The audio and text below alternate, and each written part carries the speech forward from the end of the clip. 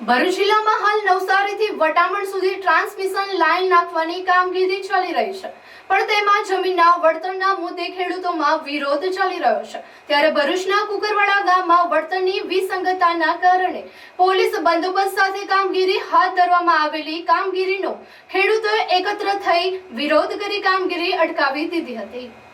કુકરવાડા ગામની હદમાં આવેલ જમીનમાં સર્વે નંબર 106 ફૂલચંદ પરમાર અશોક પરમારના નામે નોંધાયેલ છે, જ્યારે તેની બાજુની જમીનનો સર્વે નંબર 105 વસાવા પરિવારના નામે છે। આ બંનેની જમીનમાંથી ટ્રાન્સમિશન લાઇન પસાર થાય છે, જેમાં ફૂલચંદ પરમાર અશોક પરમારની જમીનમાં 765 kV લાઇનમાં ટાવર આવે છે, તો બાજુમાં આવેલ વસાવા પરિવારની જમીનમાંથી વાયર પસાર થવાના છે।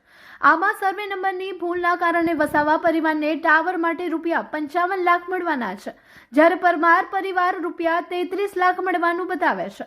આ મામલે કંપનીમાં ખેડૂતોએ રજૂઆત કરી હતી, તેમ છતાં પોલીસ બંદોબસ્ત સાથે કામગીરી શરૂ કરવામાં આવતા ખેડૂતોએ ભેગા થઈ કામગીરી બંધ કરાવી હતી। આ મુદ્દે દેતરાલ ગામના સરપંચ નોફલ પટેલે જણાવ્યું હતું કે સરકારની કામગીરીનો વિરોધ નથી, પણ બળજબરીપૂર્વક કામગીરી કરવામાં આવે છે તે યોગ્ય નથી।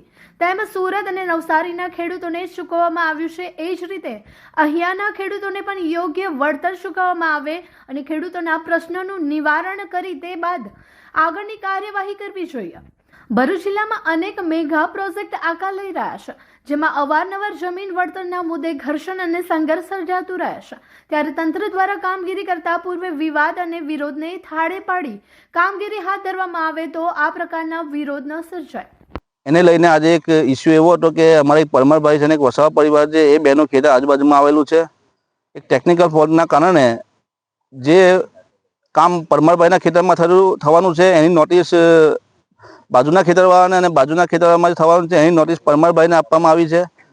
આ એક ટેકનિકલ ઇસ્યુ છે અને સતત અમે રજૂઆત 2-3 દિવસથી કરતા હતા, પણ તંત્ર એને સાઇડલાઇન કરીને ફક્ત વહીવટી તંત્રને કંપનીઓની લાઇન કઈ રીતે વહેલામાં વહેલી પૂરી કરવામાં આવે અને કોર્પોરેટ સેક્ટરને કઈ રીતે ફાયદો કરવામાં આવે ફક્ત એટલું ધ્યાન દેવામાં આવે છે।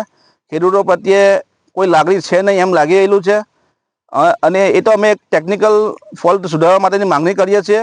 અને બીજી અમારી એક ખાસ ખેડૂતો વતી વિનંતી છે કે અન્ય જિલ્લાઓમાં, ભરૂચ જિલ્લાને છોડીને અન્ય જિલ્લાઓમાં ખૂબ સારું વળતર ખેડૂતોને આપવામાં આવેલું છે। નવસારી જિલ્લાએ હાલ વાણિજ્યનું વળતર આપવાની દરખાસ્ત કરેલ છે કલેક્ટરે, અને સુરત જિલ્લામાં ખેડૂતોને મહત્તમ વળતર મળી રહે એ પ્રમાણે સુરત જિલ્લા કલેક્ટરશ્રીએ ઓર્ડર કરેલો છે। તો પછી આપણો ભરૂચ જિલ્લો આટલો પાછળ કેમ? હંમેશા ઉત્કર્ષ પહેલ કરતો જિલ્લો આજે ખેડૂતોની પડખે ઊભો રહેવામાં આટલો પાછળ છે, જેથી અમે જિલ્લા કલેક્ટરશ્રીને પણ રજૂઆત કરીએ છીએ કે યોગ્ય રીતે અને વહેલી તકે અમારા ખેડૂતોનો પ્રશ્નનું નિરાકરણ કરવામાં આવે અને યોગ્ય વળતર આપવામાં આવે।